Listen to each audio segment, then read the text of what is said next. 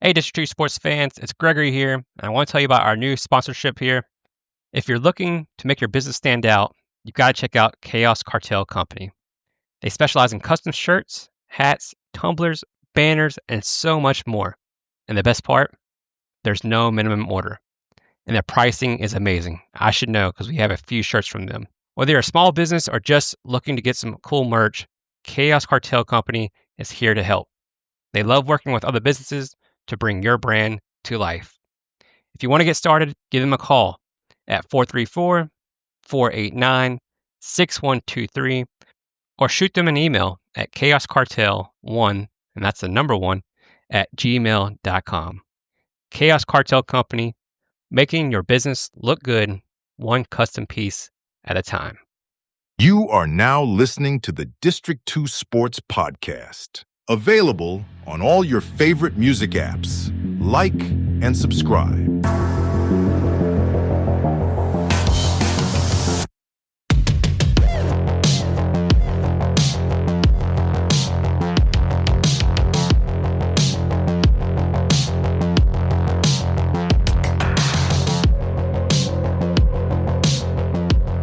It's the District 2 Sports Podcast, and we are back with some great episodes today. We have Tunstall High School's Kirkland Brown and Gretna High School's Shaun Miller with us today.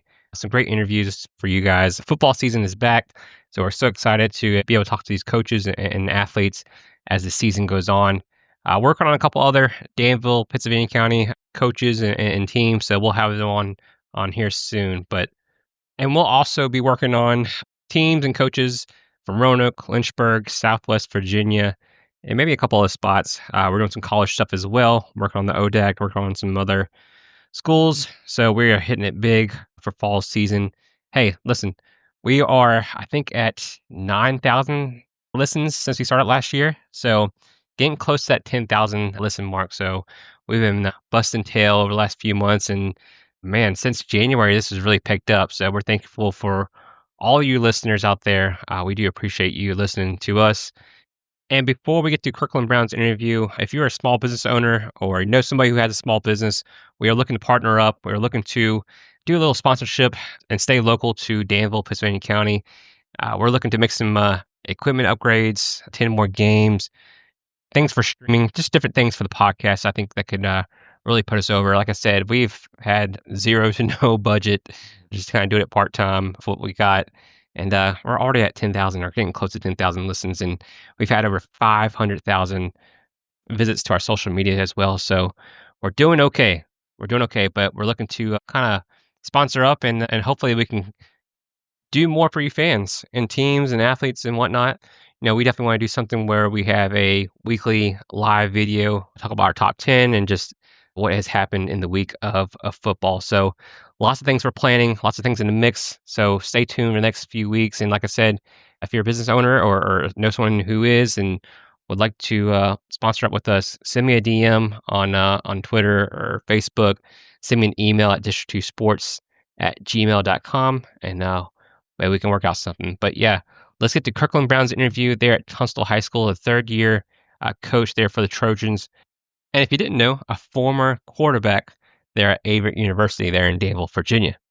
All right, let's get to the interview. All right, so District 2 Sports Podcast, and we are continuing our Danville, Pittsylvania County football season preview here, and we're joined by the third season head coach, Coach Kirkland Brown here at Tunstall High School. Coach, how are you doing today? I'm good, man. Thanks for you guys having me on. Coach Brown, before we get into the Tunstall Trojans here, I do want to talk about your previous experience. You are a alumni of Averett University. You were the quarterback there a few years ago, and then you also made a comeback as a grad assistant. So I just want to ask you, what are some fond memories you had there, and do you still get to have some involvement being so close to Averett? Yeah, so I played there from 2010 to 2014 under Mike Dunleavy, and then I actually had a super senior year, got injured, and then Cleve Adams was hired as my head coach my senior year. He's now the athletic director at Ferrum. He was the head coach there after he left Averett. But, had a lot of really good times there.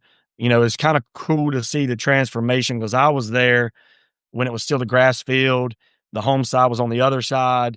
And then, like I said, transitioning into that super senior year, had the turf field put in and then the stadium was then built. So it's really cool to see, all the changes that went on there. Nowadays, played quarterback for 4 years, hold some good records and hold some not so good records there, but really enjoyed my time there. And that's really where my foundation of coaching was built, with the guys that kind of coached me and then the guys I got to work for there, as a player, and then, a GA.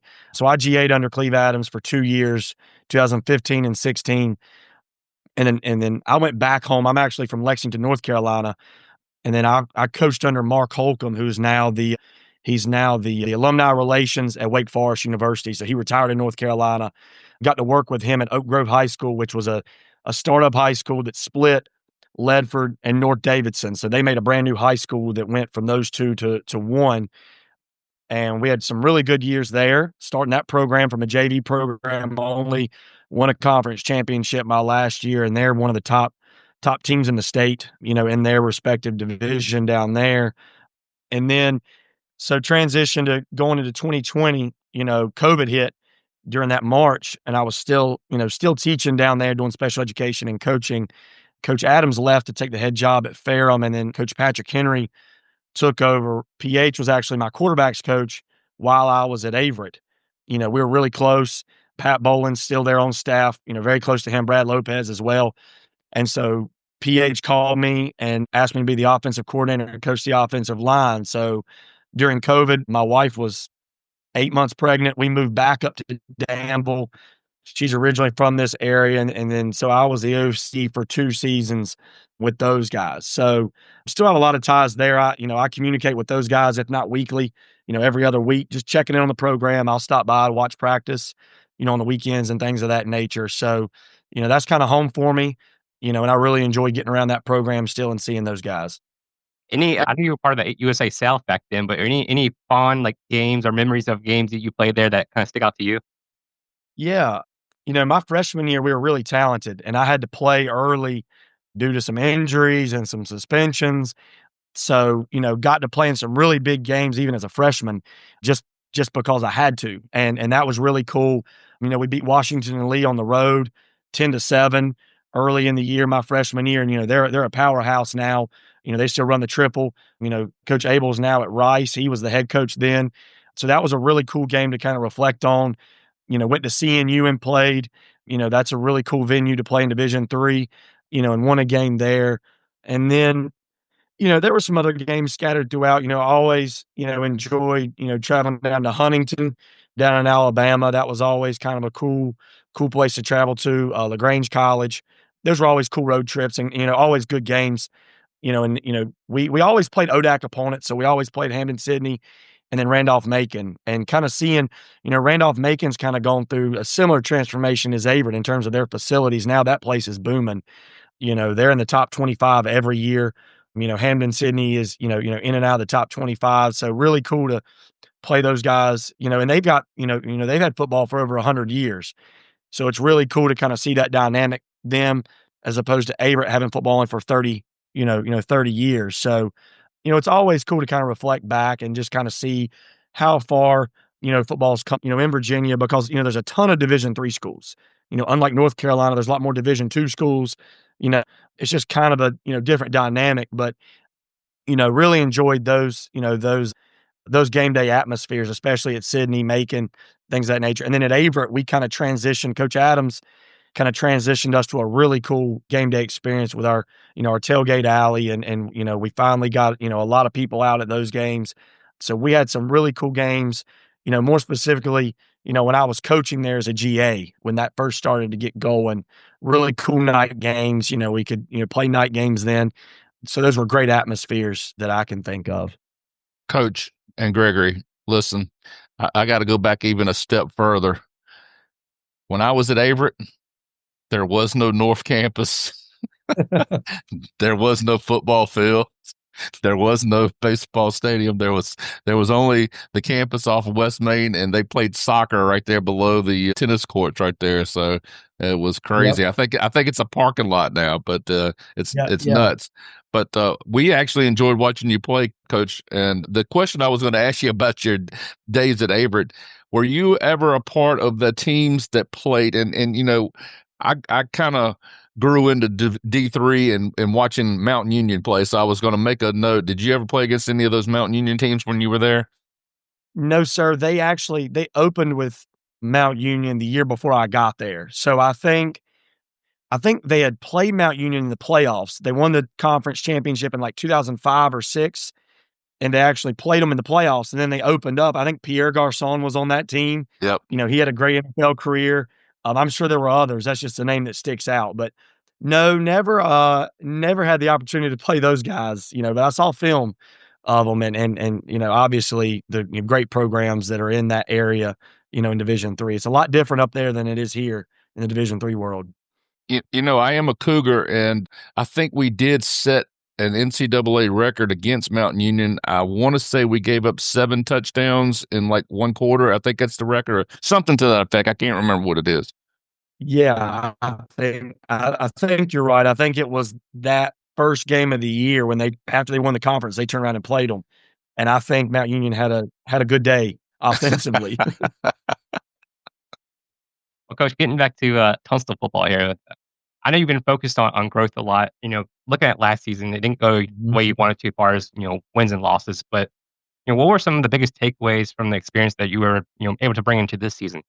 Yeah. Yeah, looking back at our season last year and this year, our rosters are totally different. We had probably, I think we had 15 or 16 seniors that had been in the program for a long time. And now transitioning, we have 4 seniors. We only had 2 juniors last year. So I don't know if this is kind of last of the COVID group of kids to get out. I mean, it's kind of our dynamic at Tunstall right now anyway with our male sports is just don't have a lot of senior guys that are playing baseball, basketball, soccer.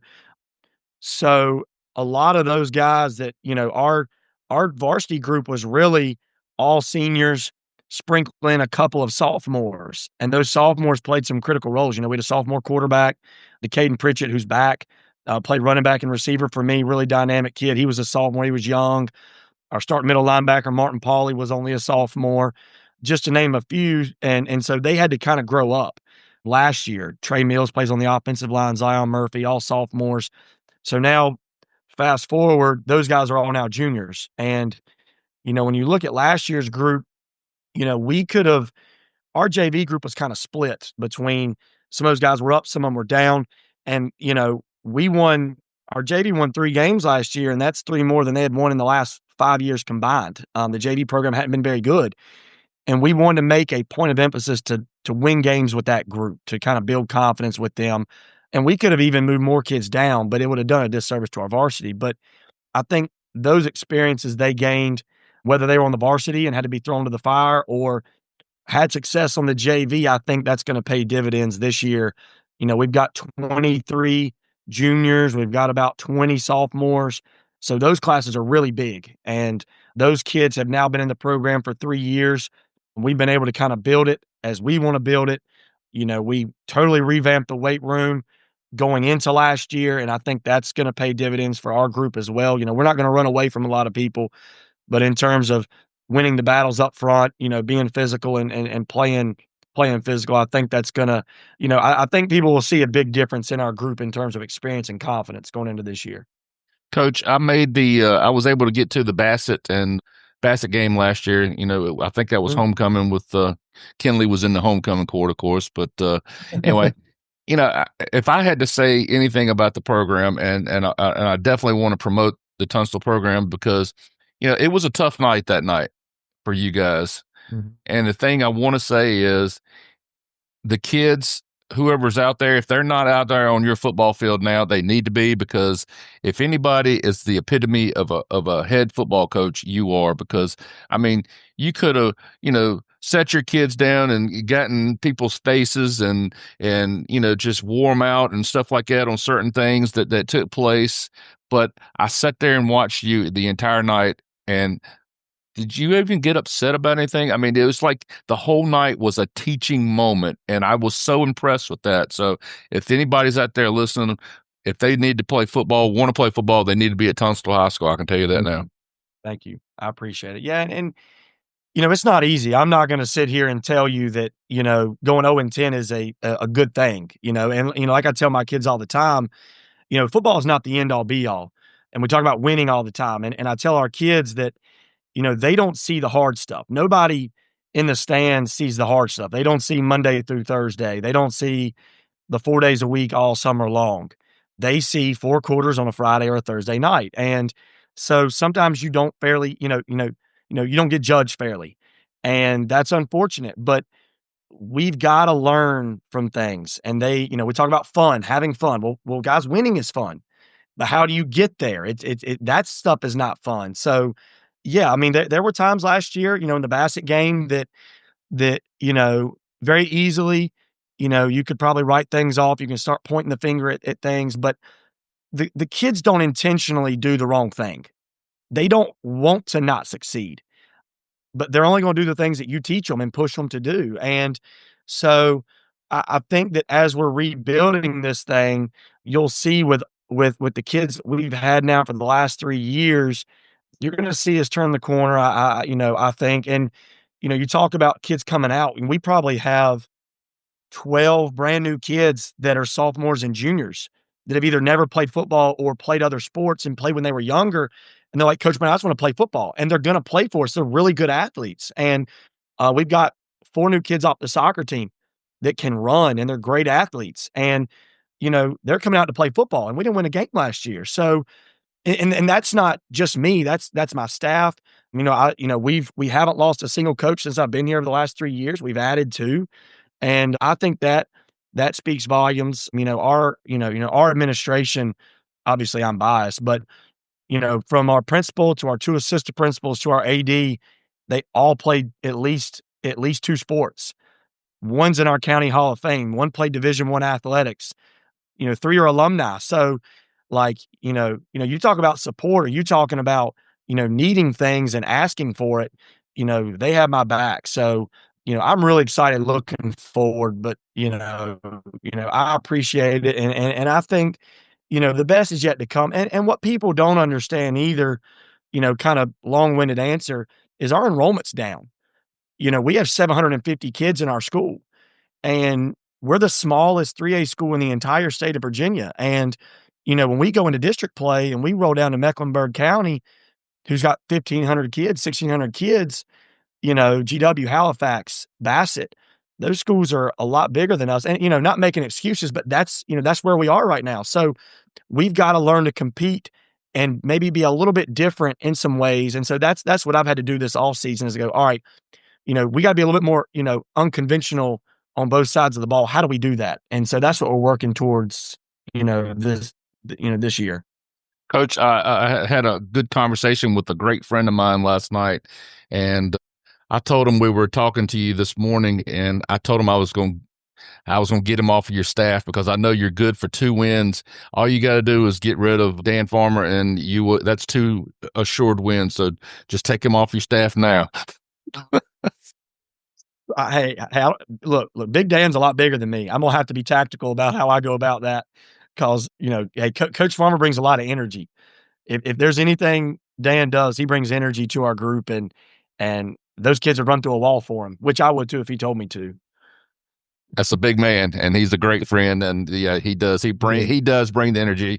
We used to work out together a ton at the YMCA, and he was a big motivator.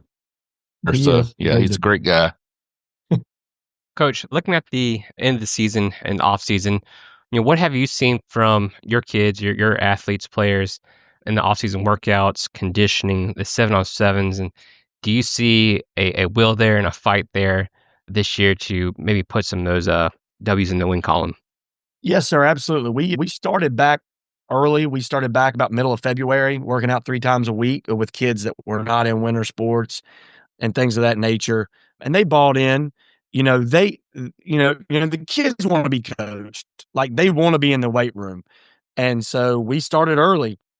and, obviously took off a week or two throughout, around Easter and spring break, and gave them up a little bit of time at the end of the semester. And then we got into the summer 4 days a week. And I mean, the good thing is that going into our first day Thursday, I had no surprises of who was going to play football. Like, we had 60 kids at workouts all summer, and that's what I have. It's not like random kids are showing up or random kids don't show up. So we've been able to build a foundation with the same kids.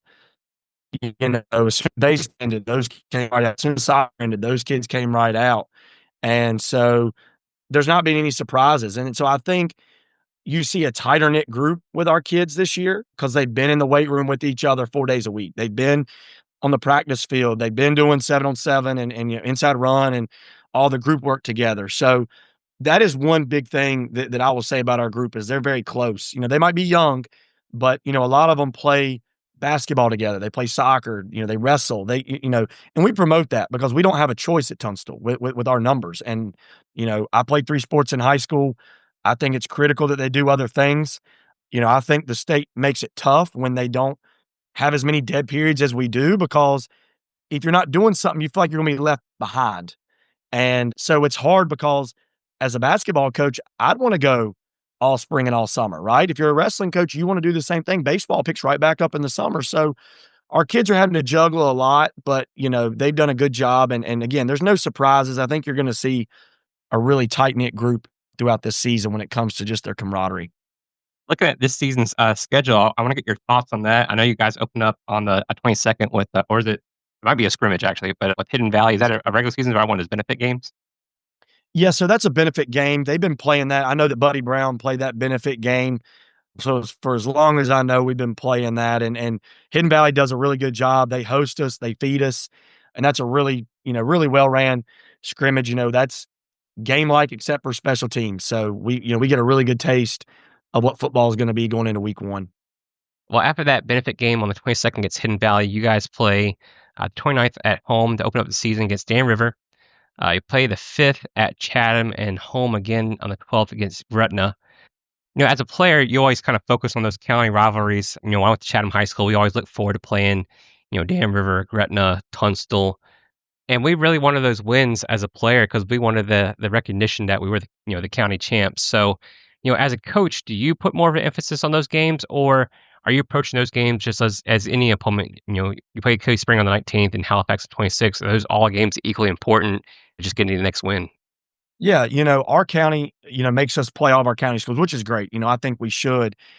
But for us, it's about starting fast. And, like I talked about, our enrollment a little bit. So we're going to be playing teams more like us when it comes to pure numbers, those first 3 games of the year, even going into the Cave Spree game, week 4. So for us, as a staff and even as the kids, we've talked about getting off to a fast start and helping that set the tone for our district play. Not that we think we should beat them more than anybody else, but we know that if we start fast and we can set the tone early, then we're going to set ourselves up, for success later on. But, they're all big games. But when they get, when these kids get to go play Dan River, who they've been playing these kids their entire lives ever since, youth ball, rec ball, whatever sport it might be. I feel like it's really critical that we, snag some wins early and compete early on to kind of set the tone going into our district play, because our district play is not easy. I was looking at that too. I mean, you play at Acid, you go to Magnificent, you got QW right there. Mhm. 3 out of the 4 at the very end. You have Martinsville right there and mixed in between. So, yeah, if you talk Yeah. about the level of competition there in the PMY, I mean, it seems like every year is just getting better and better with the talent coming into that district. Yeah. I mean, there's not a game I think you can circle on your schedule that you're like, "Oh, yeah, we got that." And now, other people might say, elsewise, but, Magnavista and GW were neck and neck last year. That was a really good game. I saw film on that game. How that game ended was crazy. That game could have gone either way. Both of those teams have a lot of talent. Magna Vista's returning. The quarterback and the running back are back again. I feel like they've been in high school for forever. Simeon Moore, and then, the tailback's a great player, big kid. And then GW is just huge up front.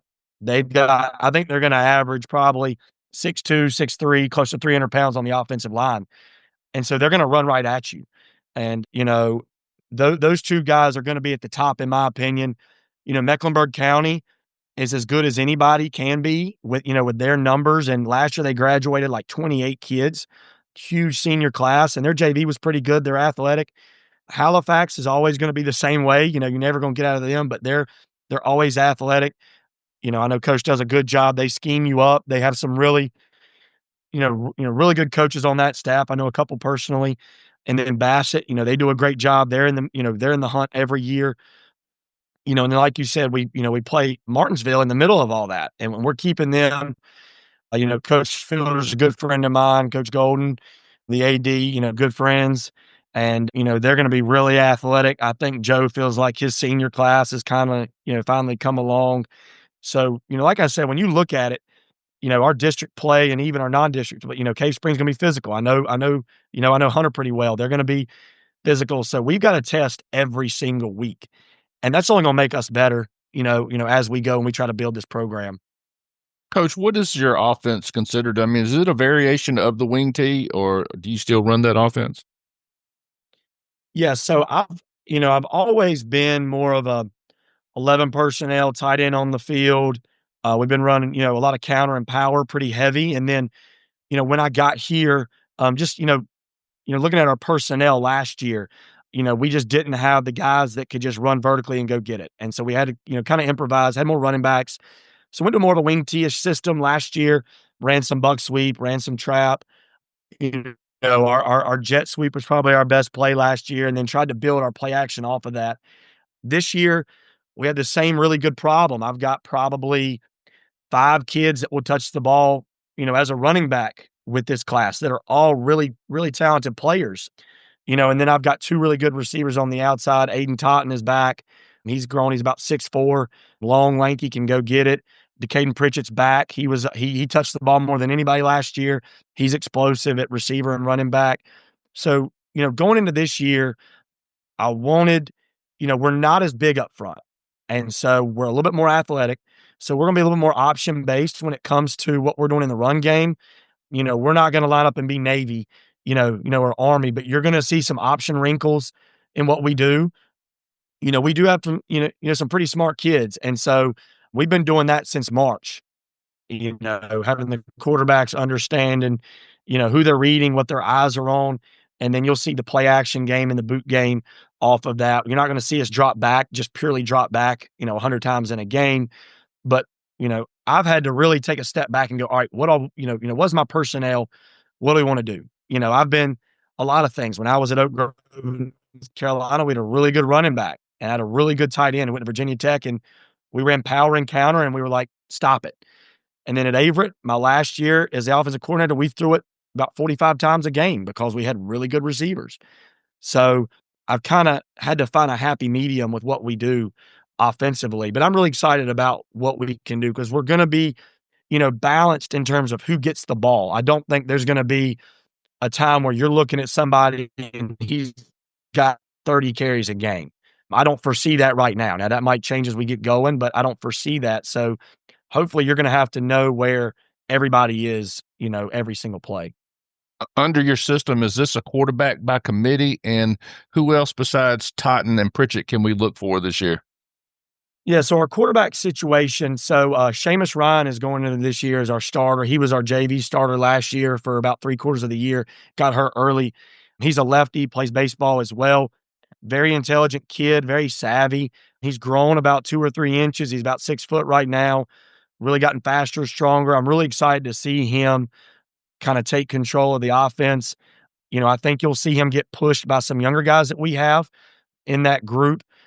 And then looking at the offense in terms of the skill perspective, like I said, Totten, Pritchett are good players. Martin Pauley's going to be a 2-way player. You're going to see him play some running back. It might look like a fullback to some people, but he'll play running back. Thomas Harrison is another kid that's returning that got injured on the JV last year. Weight room kid, pretty explosive. Carter Thompson played a lot for me last year. Jaden Holiness, Cam Gatewood. Those are all names that you're going to see that will be sophomores and juniors that maybe didn't get any on the varsity last year, but carried a bulk of that on the JV and had a lot of success. And so I really look to those guys to carry the load for us. Our quarterbacks, they're not going to break one for 95. But in our system, they've gotten, a really good understanding of, all right, when do I need to pull the ball? When do I need to fall down for 4? And we do this again. So, I'm really excited to kind of see us kind of, today's a shoulder pad day. So transition more into padded practices, because everybody's, a world beater when they just have a helmet on. But how's it going to look when, when the collisions are a little bit louder and we got to see that. And then up front, like I said, Trey Mills is returning at center. Zion Murphy is a two-way player, offensive line, D-line. He's a good-looking kid, very athletic, plays basketball. And then we've got about 5 or 6 more offensive linemen that are just right now, they're competing for spots. We're moving guys around. We're kind of, tinkering with different personnel groupings up front. So that might be a week-to-week thing. I don't know. But we're going to see how that group, transitions. Coach, during the offseason workouts, have you seen any kids or athletes on the team kind of stand out to be those leaders to, push the kids, other teammates to work harder, get stronger, and get ready for the season? Yeah, so we have a leadership group. It's about 15 kids that meets once a week. And for me, it's just kind of the pulse of the program. Like I pull them in, I'm like, all right, guys, what's good and what's not good? And they're very honest with me. I say, guys, what do you like, what you don't like? I give them some leadership opportunities. But like I said, with such a small senior class, I put a lot on these younger kids, and I've seen them step up. A kid like Martin Pauly is one that comes to mind. Number 20, plays middle linebacker. He kind of sets the tone for our kids. He's a no nonsense guy. Now he has his fun and he jokes around, but when the ball is set down, whether he's on offense or defense, he's going to find somebody to put his hands on, and he kind of leads by example. Zion Murphy's another kid that comes to my mind. He's a little more vocal that the kids respond to, and then, Aiden and DK, Decaden, their physical abilities and their athletic ability kind of speaks for itself, and it kind of leads. When they see, when other kids see them take reps, they're like, dang, that's what it needs to look like.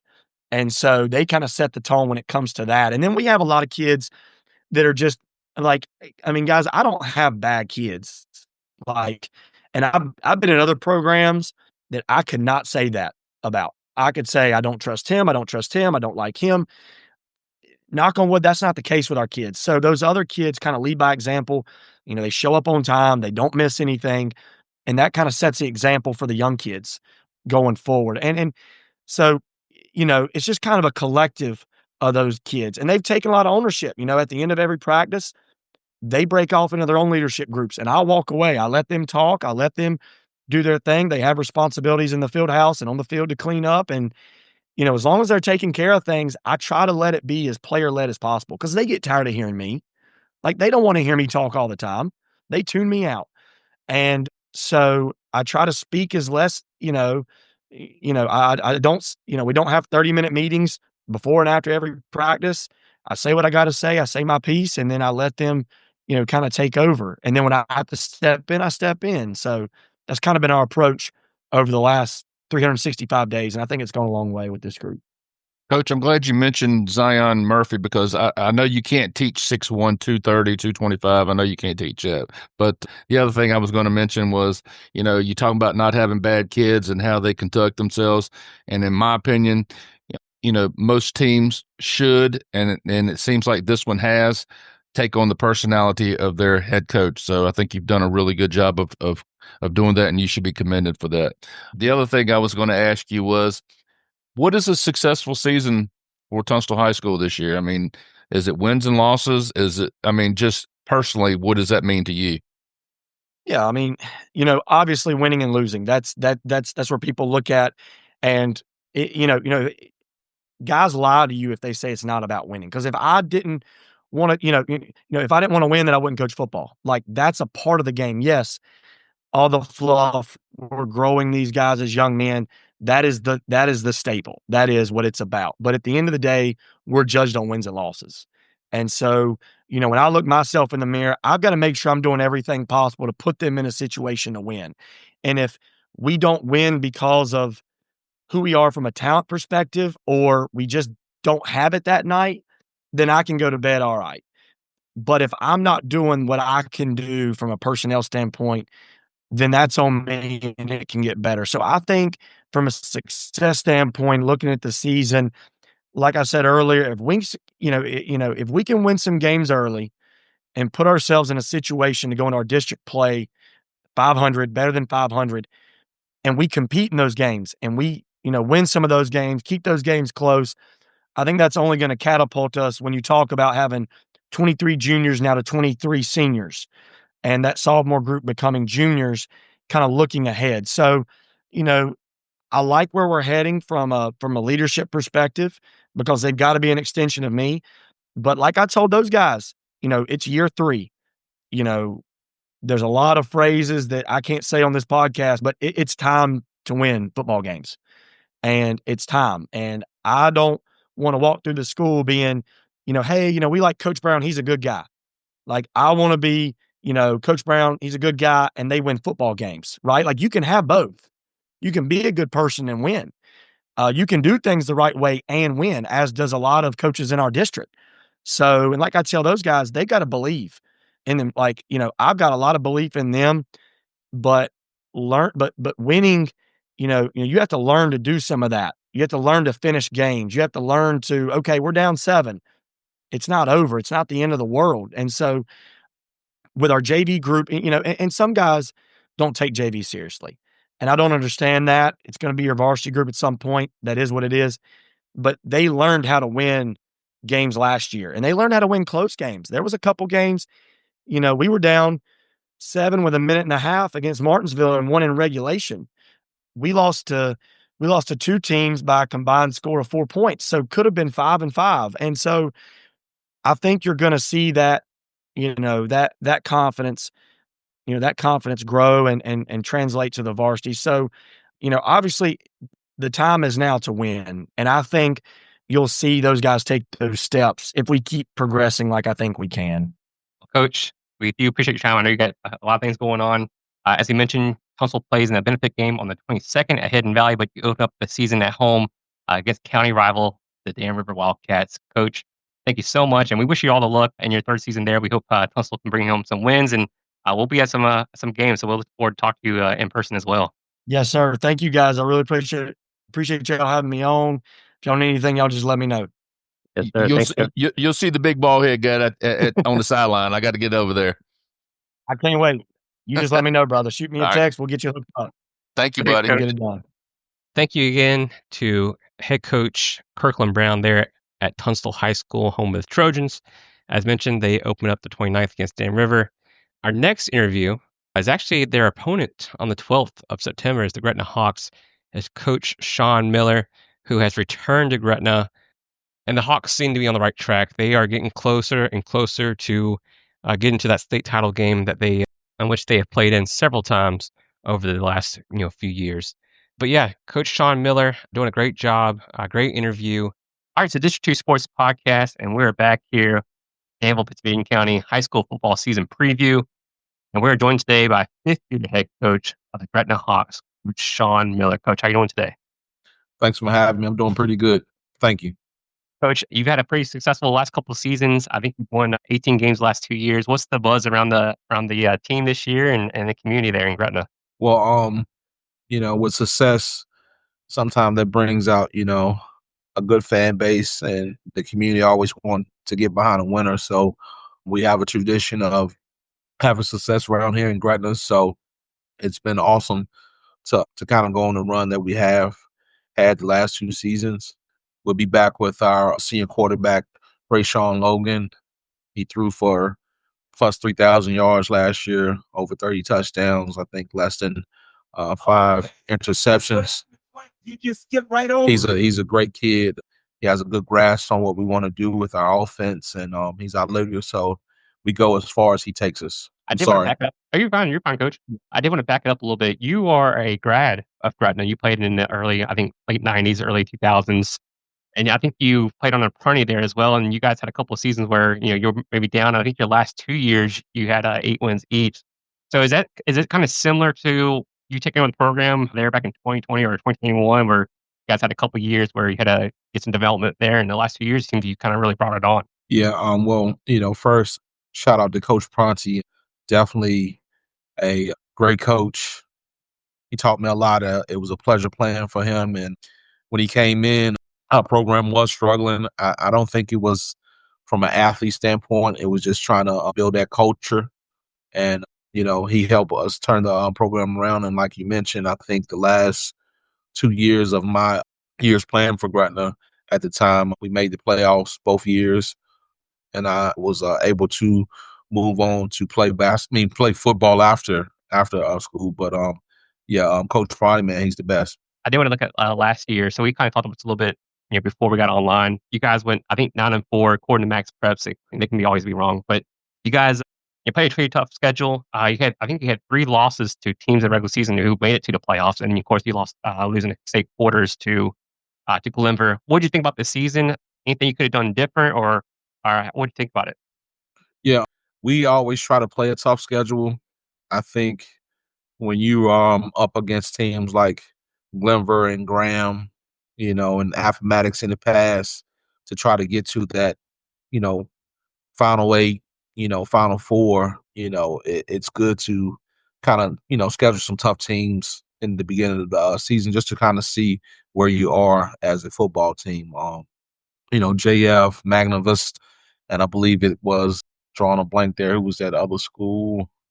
I think it Can't was remember. Right. Alta Vista. After Alta, this, Alta Vista, you know, they're a single A school, but they had a very, very good program the last 2 years, and they got the best of us last year at their place. But JF and EC Glass of the past and Magna Vista, some of those traditional powerhouses. And I feel like playing them early in the season prepares you for the playoffs.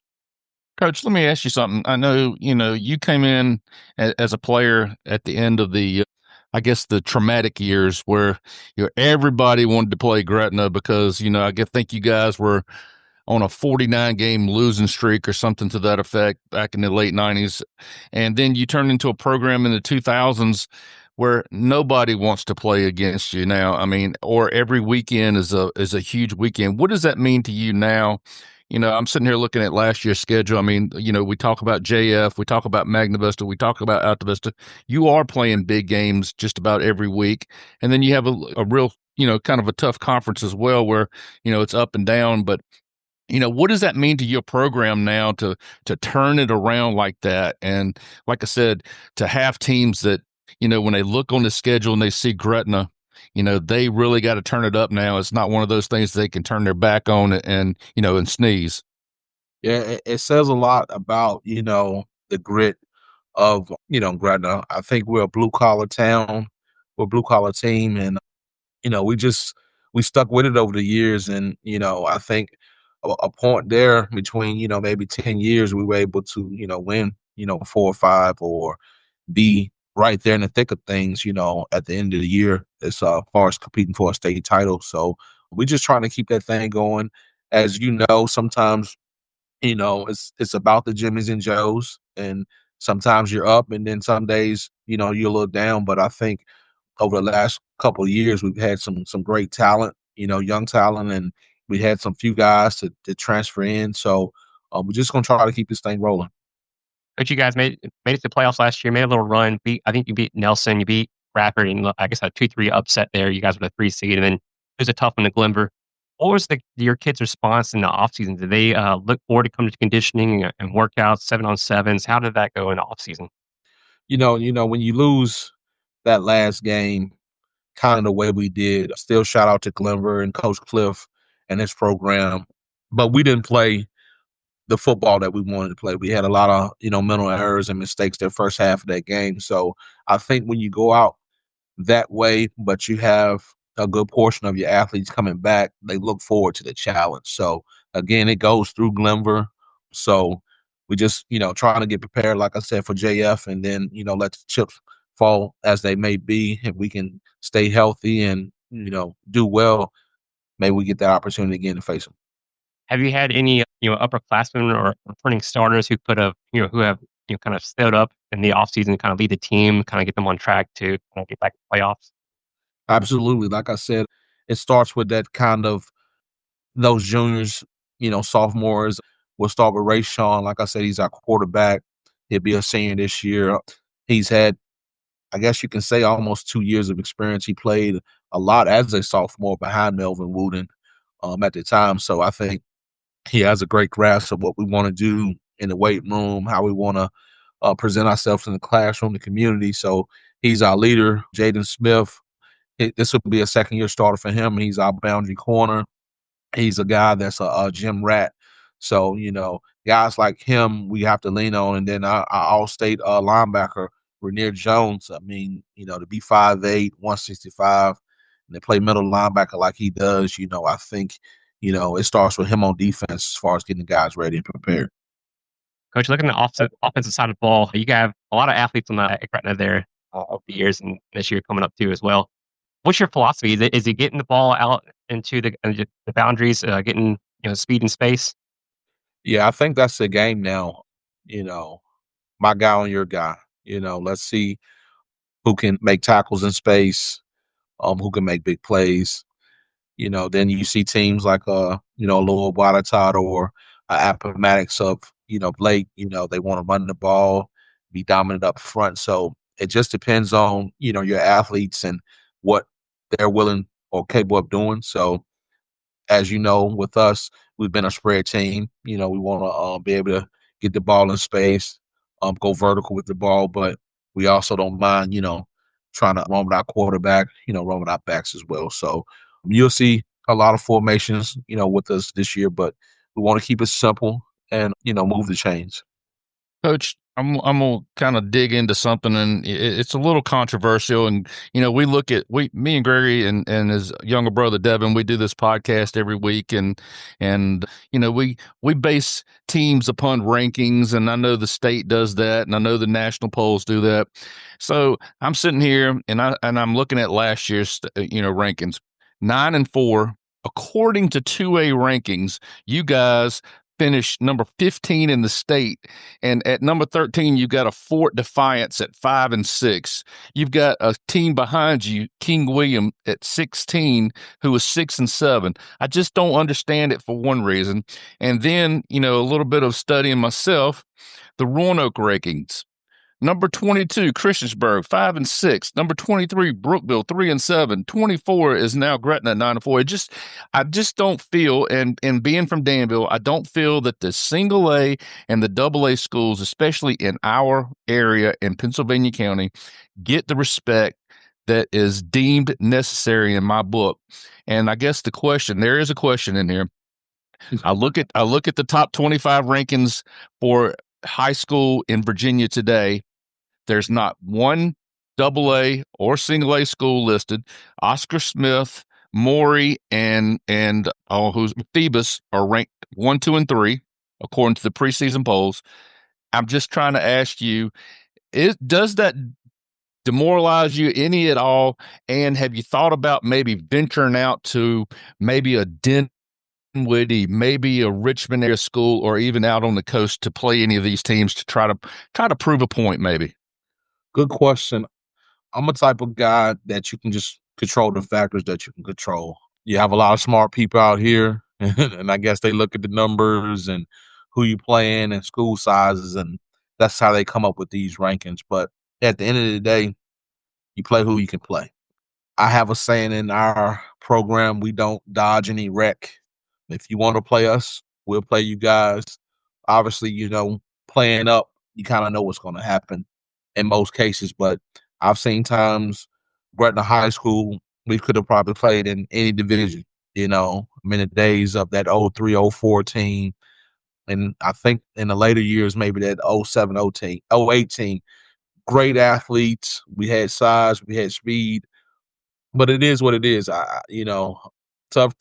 I don't know how the saying goes, but I think it's tough titty, but the milk is still good or something like that. So, I mean, it is what it is. But no, as a coach, most of the time we're just focused on trying to get our guys to block and tackle. If I'm worried about the rankings, I don't think I'm doing my job. But we District 2 Sports had you all in the top 10, so if it counts for anything, we'll have you in there this season too.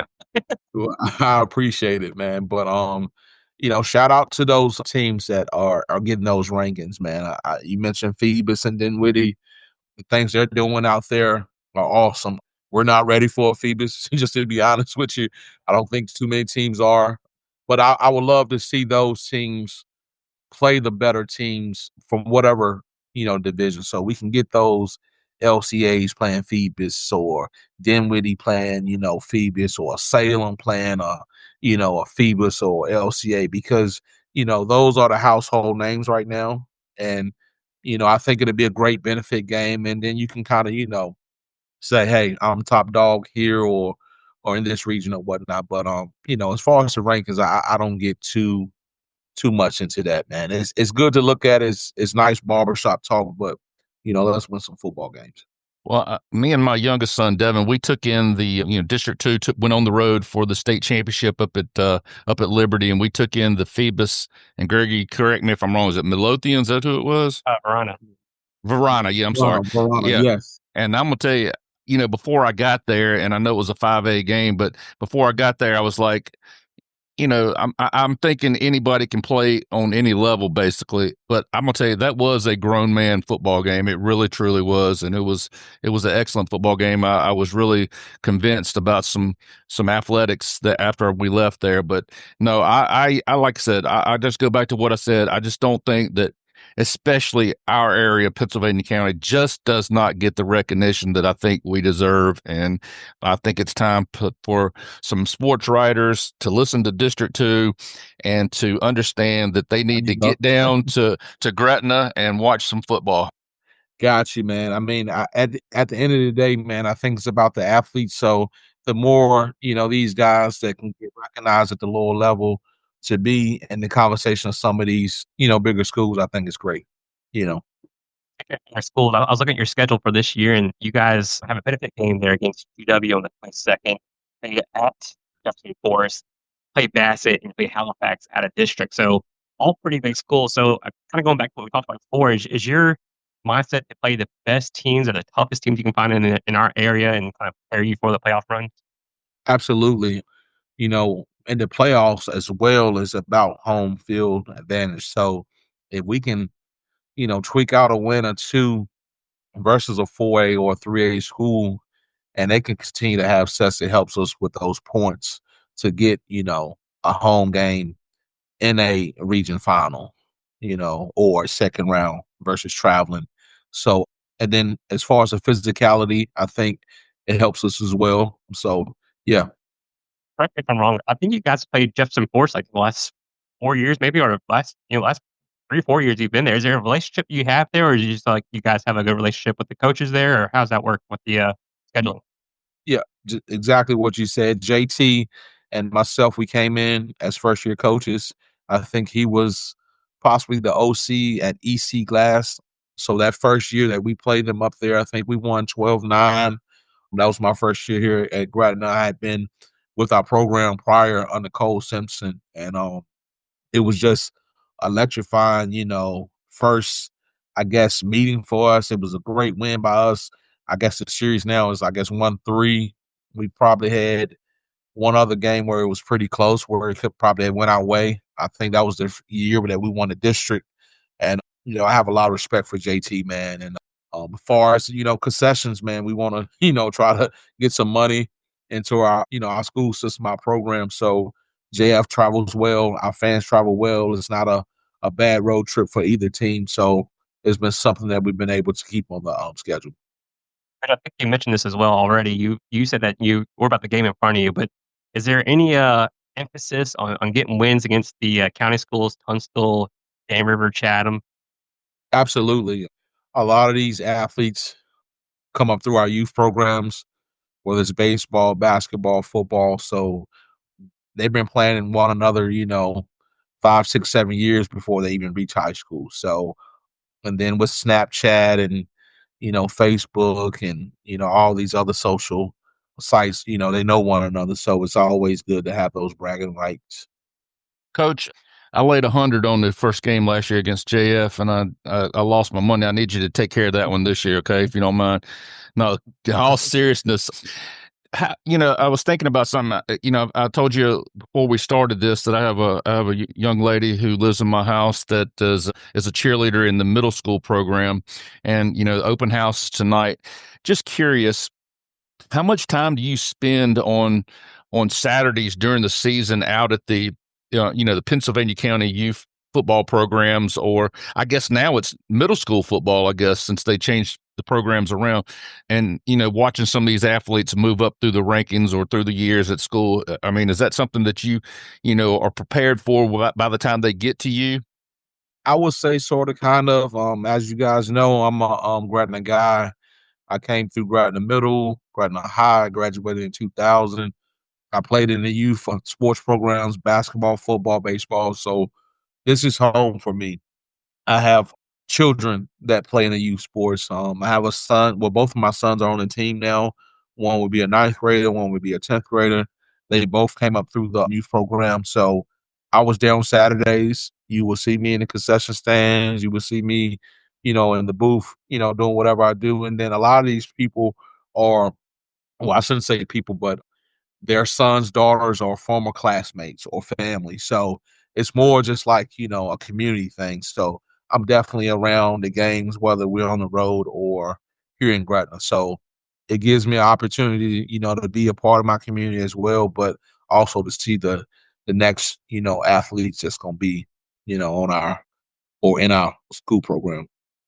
Coach, I'm a Gretna outsider. I went to Chatham, but I've always known, Go Gretna. Cavaliers. Go Cavaliers, man.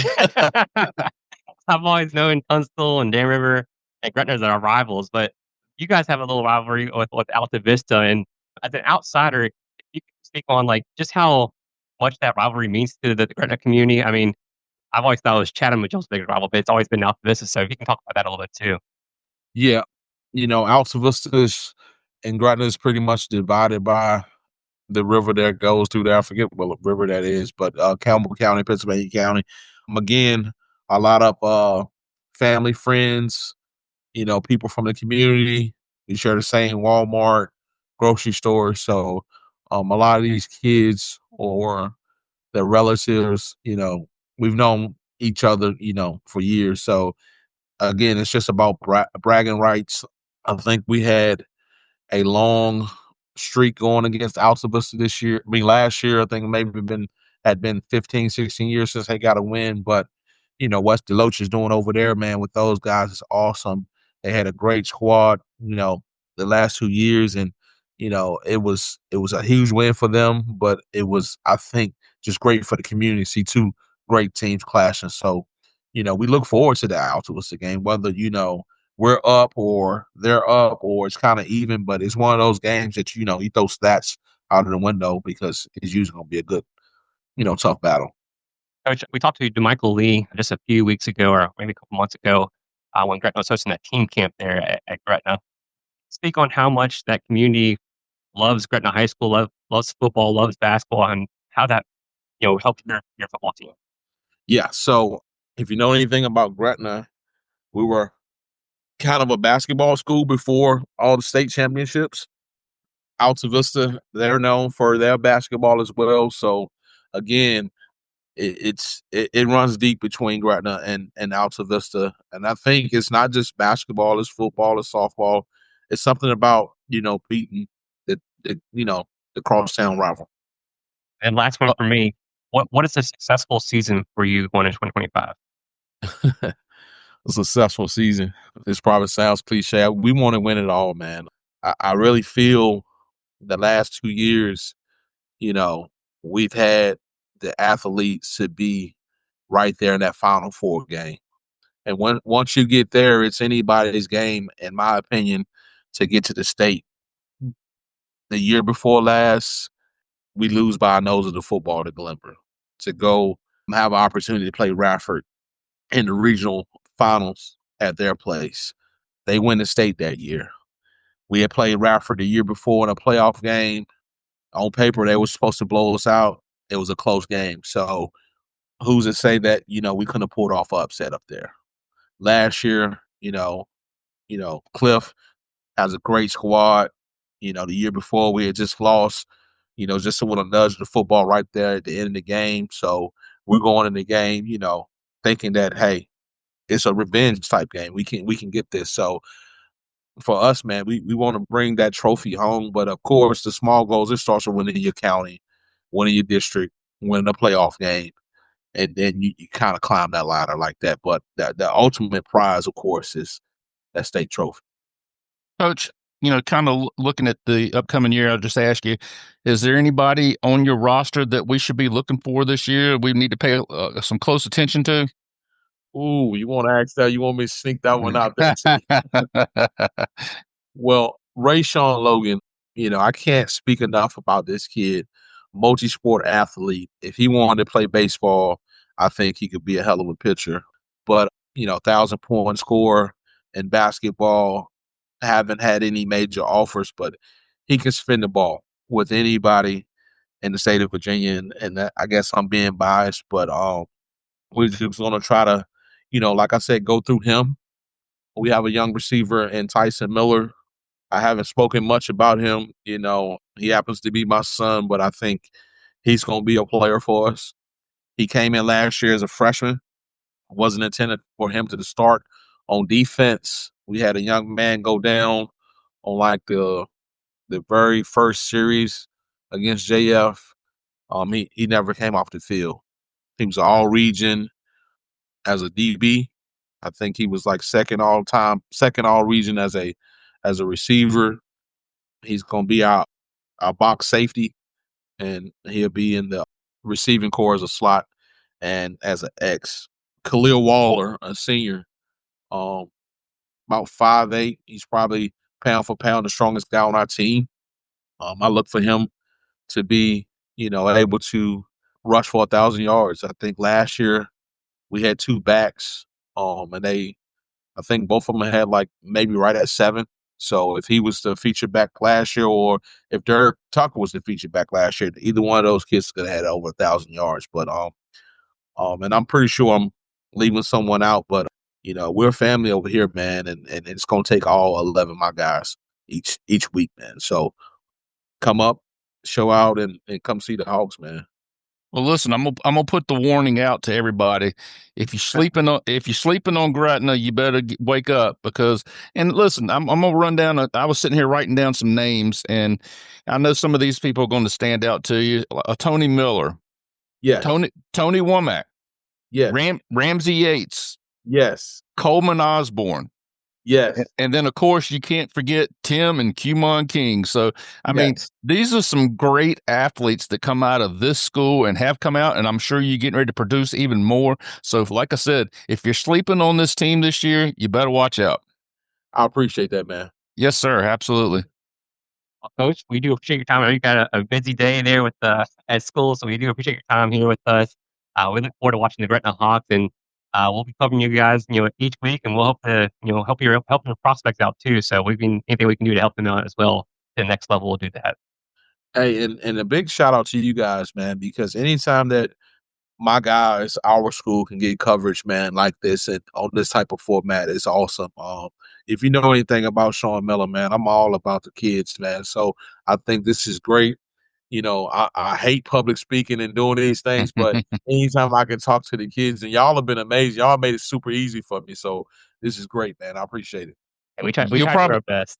Yeah, you'll definitely see the ball head guy out there on your sideline every once in a while. So I look forward to meeting you in person, Mr. Miller. If you guys have my cell phone number, man, lock me in and shoot me a text, and just keep me posted whatever you need on my end from me.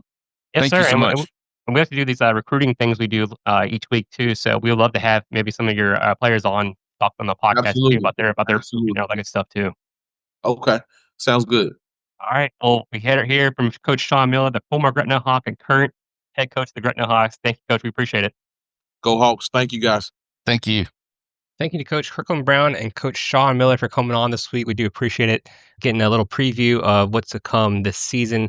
We wish both of these coaches the best of luck going to the season, even though they're county rivals and rivals of ours in the past. We do appreciate them and all they do for the communities. Stay tuned to next week. We'll have some more coaches on, and we'll be hitting up Roanoke, Lynchburg, and some more Danville area coaches. And thank you to all our fans. We appreciate you guys each and every week. that you listen. We couldn't do this without you.